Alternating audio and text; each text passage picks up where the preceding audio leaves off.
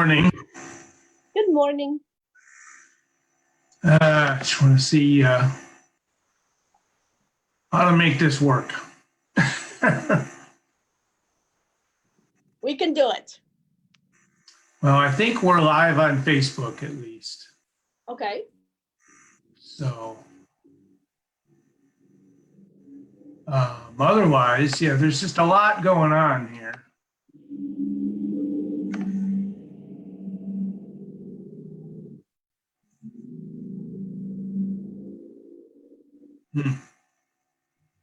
But hopefully, why are you small? So far, it's just two of us. Right. And I started this 15 minutes ago trying to figure this out because Facebook changed the way they do this. Oh. Yeah, and the instructions in Zoom even say, ignore what Facebook says. Well, Oh, that's always easy to do. right. So what I need to do here is, what do you see on your screen right now? I see the agenda. All right, that's a good start. Now, the only other thing is, what do the people on Facebook see? Let's see if I can figure that out.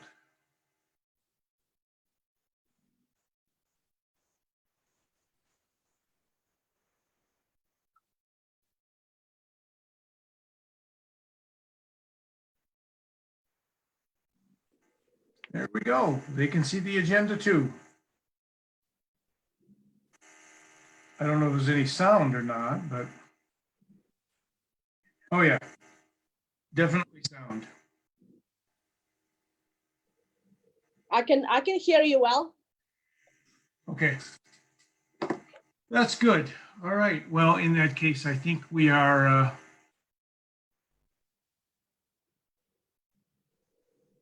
ready to go.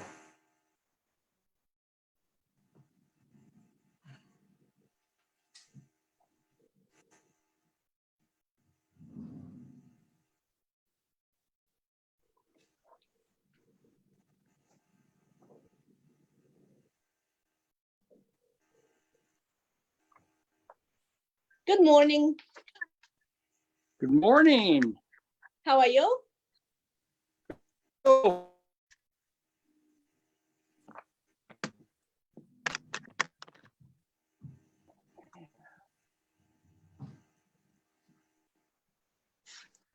Good morning, John. Good morning.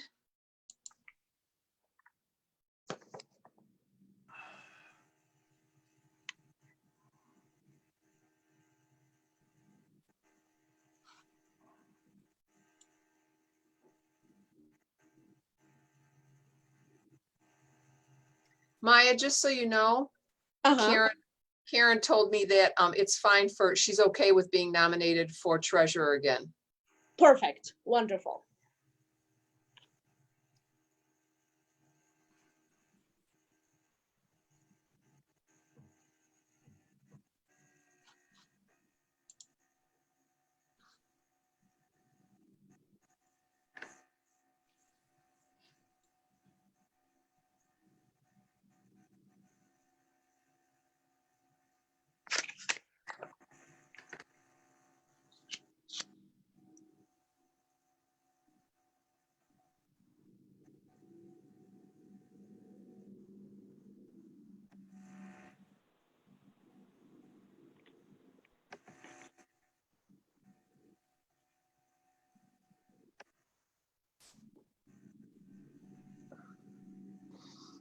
Good morning, Maya. Good morning. We're just waiting for a few more people to join in. I can see them coming on. Yeah, we got a couple of minutes here until. Yep.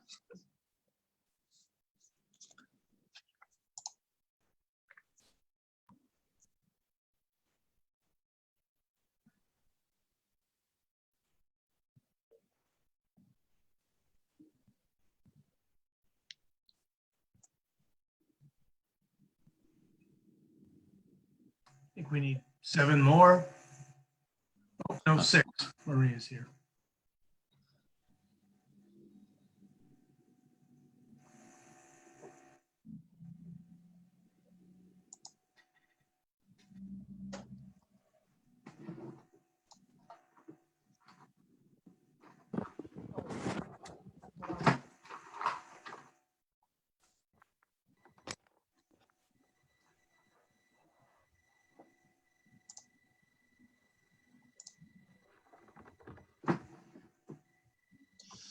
other than millage issues, are any of you facing primary election matters today?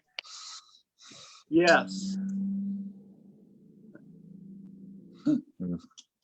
Which one was that? Sorry, I didn't catch who it was.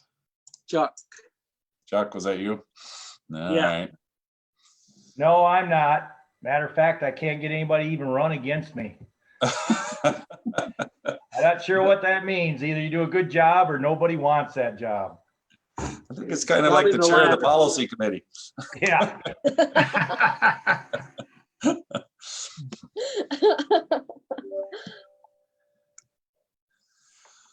We've got, we've really only got a couple of significant issues. A millage, of course, everybody knows we got the road millage on today. Yeah. So hopefully that one gets renewed. And then what else we got? I guess we got the sheriff and the drain commissioner. The Republican nomination at least are up. I don't think there's any Democratic candidates against them. So pretty well is the election today for those two positions. Yeah.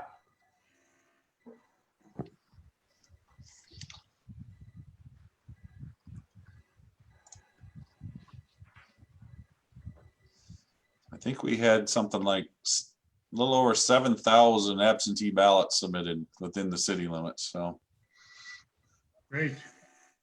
7:01, they started counting as fast as they could. Unless you're the one standing there feeding them in the machine. Yeah, well, there's a whole team of them all sequestered in the basement here. Oh, having yeah. to deal with it. So, well, we had far less last election, and it took us till 10 o'clock to count them. So we will see how today goes. Yes, my clerk is having fits. Has been for a week. Mm-hmm. We got all of our spit shields up and all of our signs and social distancing and wow. It's a tough environment to run an election. Yeah.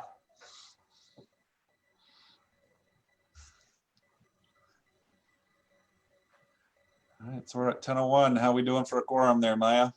I believe we only have 7 voting members as of this moment, so not enough. 4, 5, 6. Yes, I see 7. So I don't know if you're aware. So Karen wasn't going to be able to join in, but Jan was going to sit in her place today. So We have counted her. All right.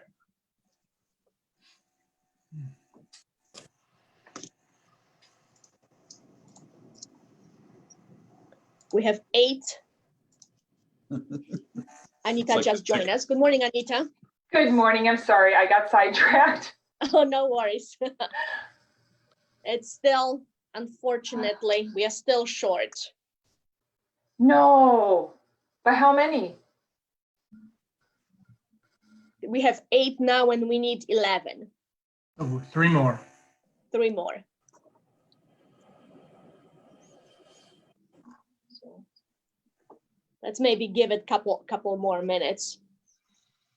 And if we don't have 11, Mr. Chair, would you like to just go over the items, or would you just like to cancel it altogether? Well, I think we can do the updates perhaps under the agency reports, but everything else is action items. So I don't know that there's any purpose in going over those if we can't take action on them. Yes.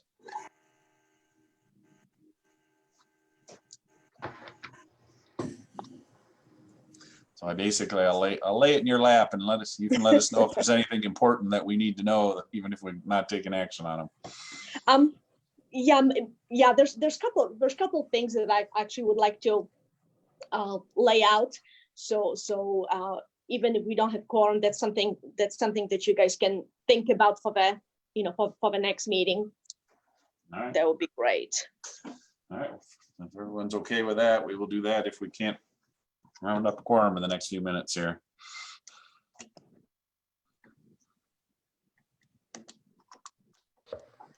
Yeah, I believe we just have 8. We're voting members. We obviously have other parties present, but in terms of voting members, we only have 8. Right. Maya, is there anybody I can text on our end? No, because you are the only voting voting member for MDOT. Okay. So Maya, so the election of officers, obviously, we don't have a meeting that can get pushed out. The synchronization of the bylaws, again, isn't critical. We can operate without that, but what about the Title VI plan? Again, it's not time critical. It can be, adoption of that can take place at the next meeting of a following meeting. All right.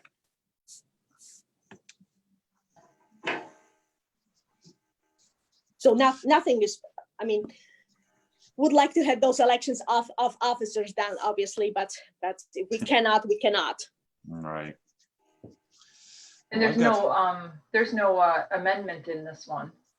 There's no amendment. Next meeting, there's going to be an amendment. So for next meeting, we'll do kind of a roll. We'll send out whole bunch of emails to everybody regarding how important the next meeting is because of an amendment. Yeah, that's the only thing I was concerned with, because we're at the end of obligation authority, but I think all of your stuff is in, so. It actually is. I don't believe we have any 2020 projects that are waiting for amendments. I believe Perfect. all the project changes that we have that require amendment pertain to 2021 projects. Perfect. All right, well, it doesn't look like we're gonna have enough people show up for the quorum, Maya, so why don't we Maya, just? I think I just saw Jim Lillo pop in. I Yeah, don't know if, okay. Oh, yes. more than one. So let me count again.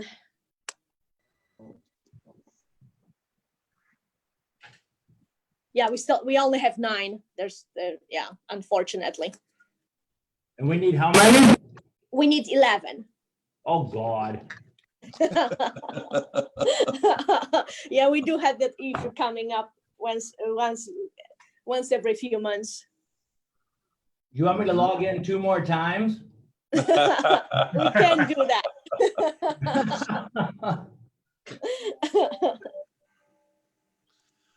All right, well, it's not looking promising, so why don't we'll do this, Jim, I think everybody else heard it, but what we're gonna do is just have Maya run through any updates and sort of her agency report type stuff and advise us of anything that we might need to know. And then Anita, if you wanted to provide us with any updates from MDOT as well, again, things that would be particularly important to the committee, if you don't mind, we'll run through those 2 things, and then we'll just have to obviously set aside everything else on the agenda until the next time we can get together. That sound fair?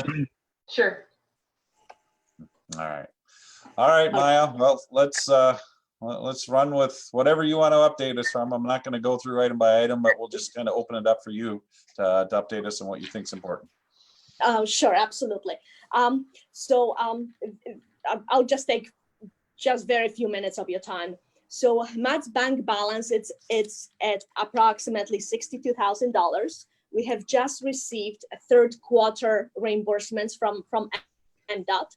That's why the balance is looking so good.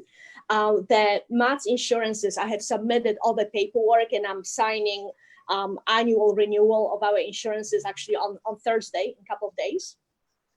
We have been working on various tasks. We have been doing long range planning in coordination with SUDA. We have done some tip amendments and administrative modifications. We have submitted the last tip amendments that the policy have approved, and that has been approved by the feds. We have also submitted several administrative modifications. We have completed Title VI plan update. Our previous plan was last updated in 2015, and in March, when we had the pre-WP meeting, the feds indicated that they would like us to look over that plan, check it against a new MDOT template that MDOT has put out regarding Title VI, to make sure that all the appropriate wording and sections are there. We have done that, so that's what we have. That was one of the action items, the new Title VI plan. So if you could, could review it, and if there are any comments, please send it to either Brian or myself.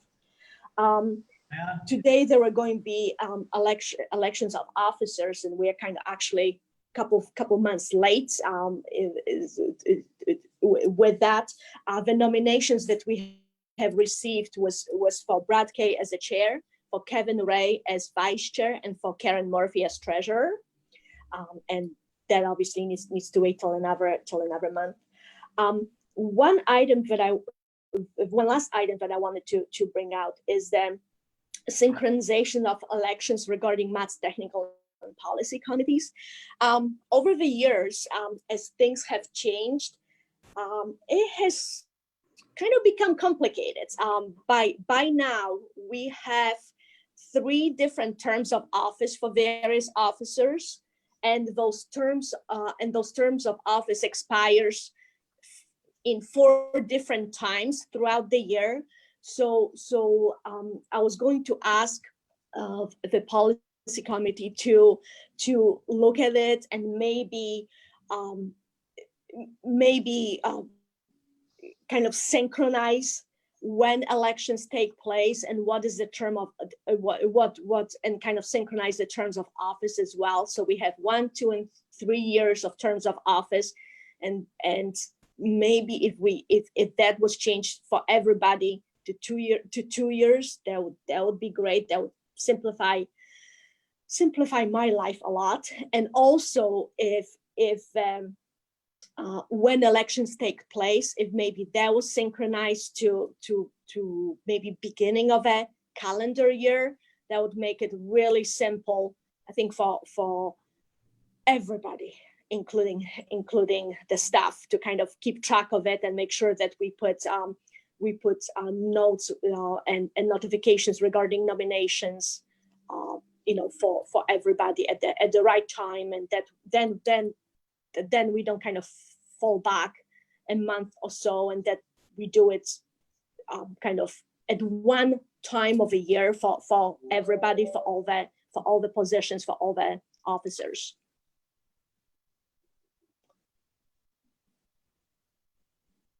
And one last thing I wanted to mention is that we're not doing federal PASER ratings this year.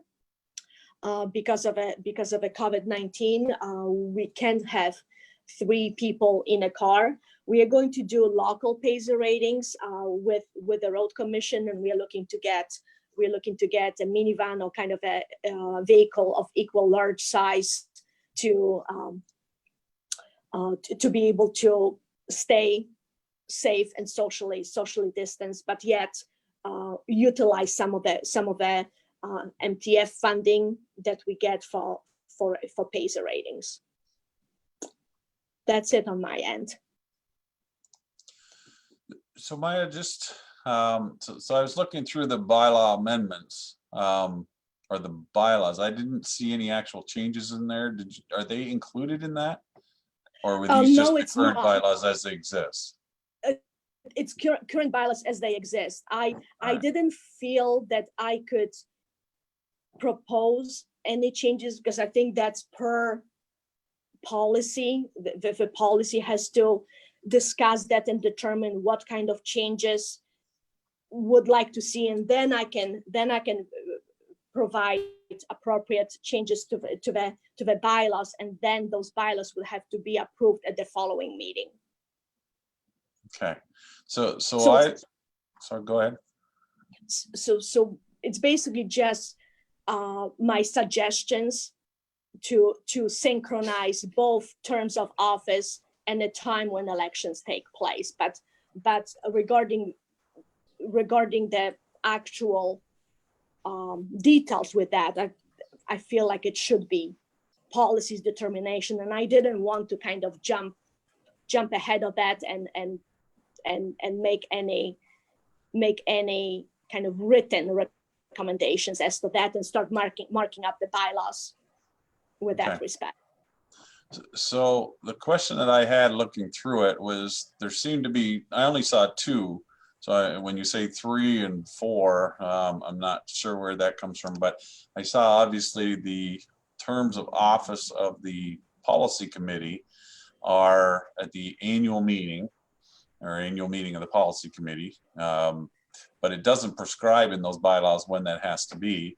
And then the second would be the technical committee meeting, which is the first meeting of the year, basically. So that one is prescribed, but I didn't see where the policy committee meeting was tied to a specific dates that would require a bylaw amendment. So I'm not sure if you can respond to that at this point, or we can obviously take this up later, but just in terms of whether it's actually needed was my question. Absolutely. So at this moment, the elections for policy officers this year would take place in September, right? Next month. So then the following year, the next elections would take place in September. So they've been kind of over the years, because the first elections took place in April. So they kind of started going sliding a little bit. So I think it would be nice to prescribe it to the first meeting of a calendar year, because then we could do nominations the last meeting of the previous calendar year and then do the elections the first meeting of the calendar year. So it'd be nice to prescribe it, because then we can make sure that those elections don't slide each year a little bit. And then in terms of a technical, and so for policy, the term of office is 1 year. For the technical, the term of office is for 2 years for chair and vice chair. However, we also have the NMT representative, and that term of office is for 3 years. And that we have it in the bylaws that expires in December every 3 years. And then we also have terms of office for small municipality representatives. There are 3 of them on a technical board, and that is prescribed as happening at the April policy meeting every 3 years. So that's it. Kind of is basically it's all over the place. Mm-hmm.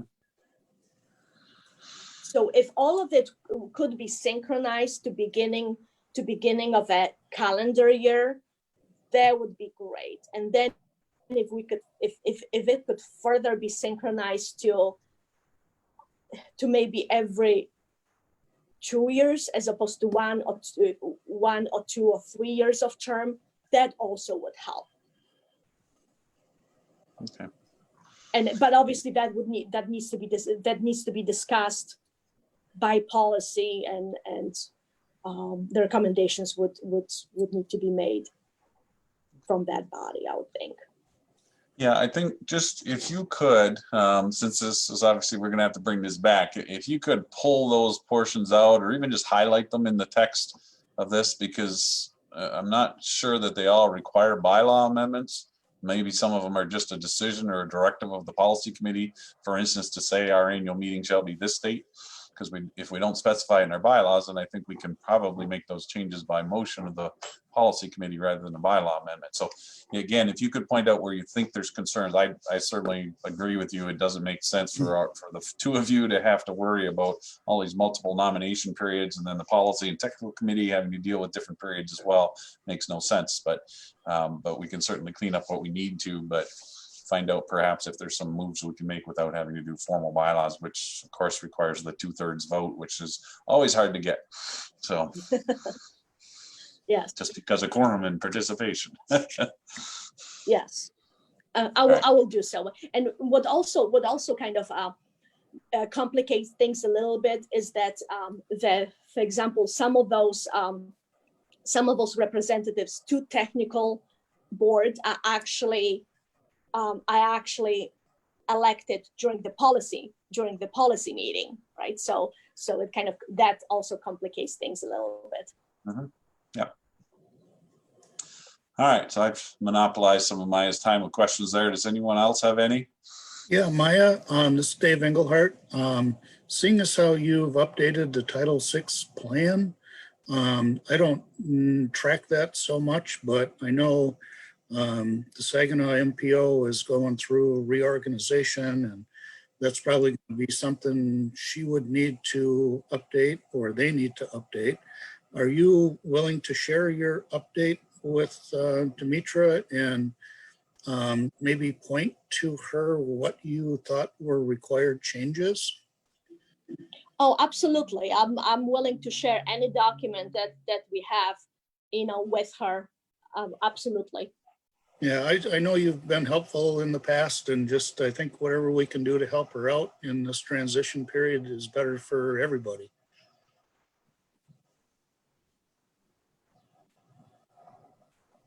Yes, and actually they actually progressing really. SMAT is progressing really well towards their redesignation.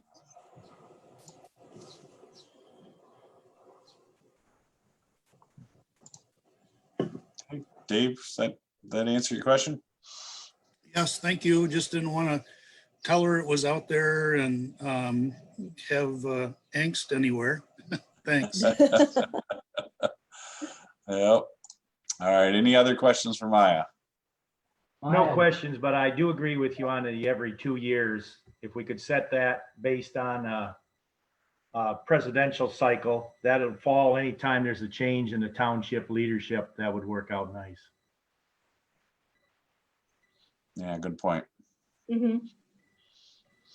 Maya, Okay. Jim Lalo, are you, how much or how many changes were in the Title VI? Because we've got one too, and I'm gonna probably need to update ours. Did you find a bunch of changes or no? Yes, I actually changed it quite significantly. MDOT has issued recently, a few months ago, kind of a new template for local agencies regarding Title VI, and I try to follow that, making sure that we have all the kind of relevant sections included. And there are also things in our still existing Title VI plans that kind of didn't quite made sense anymore. So I kind of adjusted those also. So yes, there are quite a few changes. There are paragraphs being taken out, paragraphs added in other places. I mean, I will be happy to post our existing Title VI plan, and obviously you have our proposed Title VI plan that we send out to you. So please go ahead and look over that. But there have been a lot of changes that I have made. Okay, then, yeah, I'm gonna have to look at mine then too. Yeah, I've got the new one of yours, so, and if they got a template, I'll follow that. Appreciate it. Thank you. And I'll be happy to forward the MDOT template to you, and to anybody else who wish to see it. That'd be great. Thank you. Yeah, Right. we also had some Title VI training recently, a couple of months back, and there were some things that were mentioned during that training, and I try to also incorporate that in this update of a Title VI plan. Okay. All right.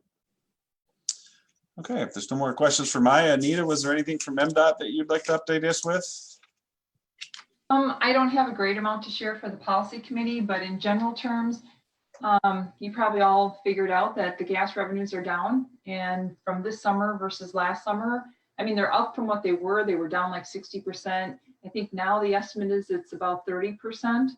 So people are going back to work and traveling more. And now is the 30% the new norm? Very possibly. So I know there's folks looking at those numbers.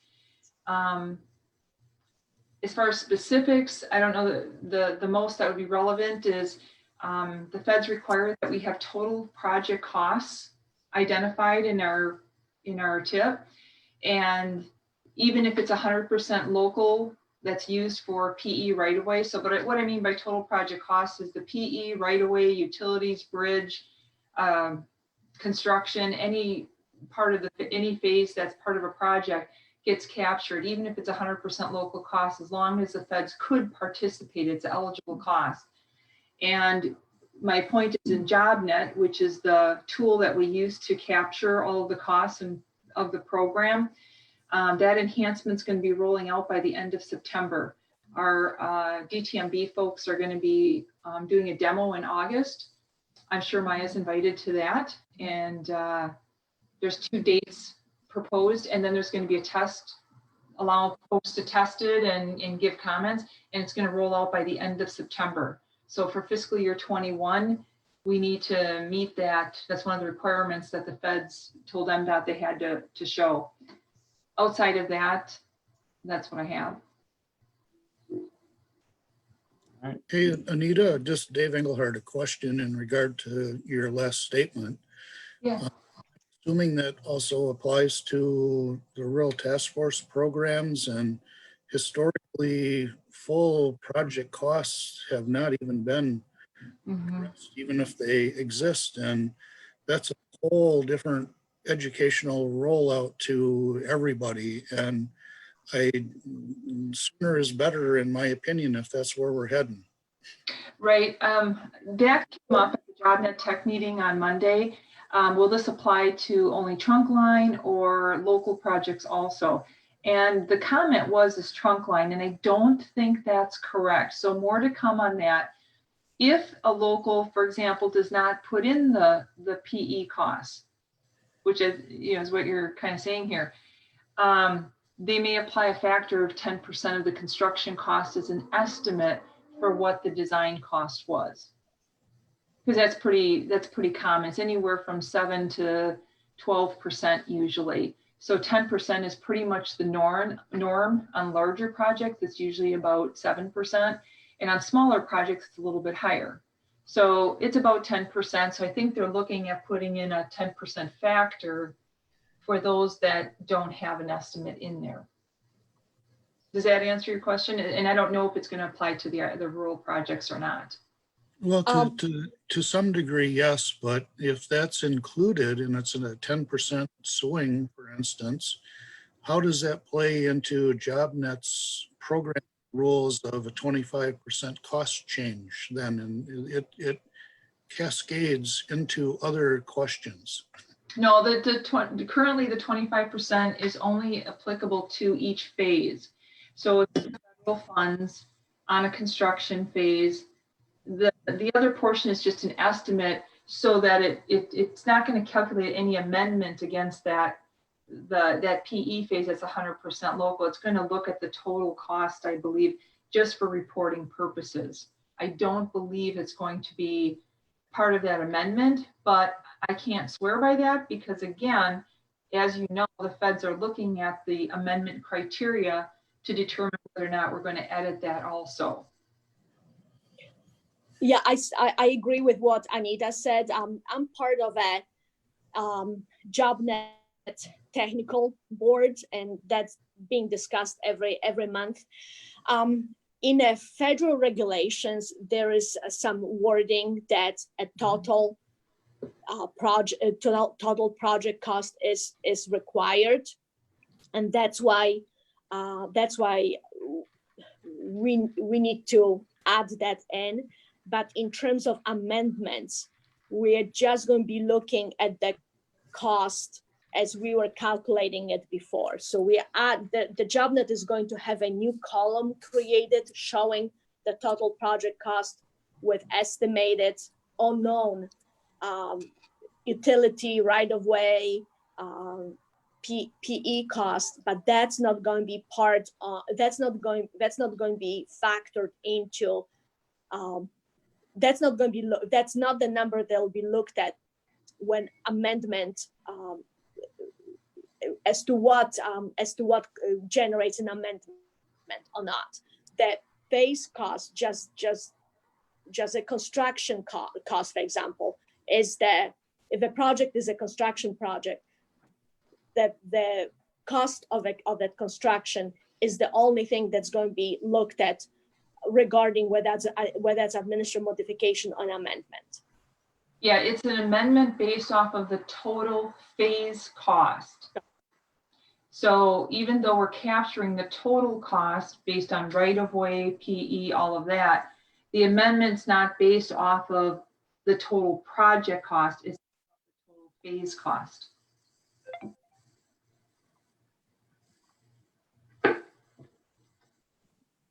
Okay. Any other questions for Anita? I have actually one question. Anita, what's the progress on approval of UWPs? Have the feds already approved them, or are they still reviewing them? I thought that was, no, we have not gotten approval yet. I don't believe we got approval yet. I haven't seen anything at this point. They were due. Yeah, we should be getting those pretty quickly. Those actually should be coming in pretty quickly.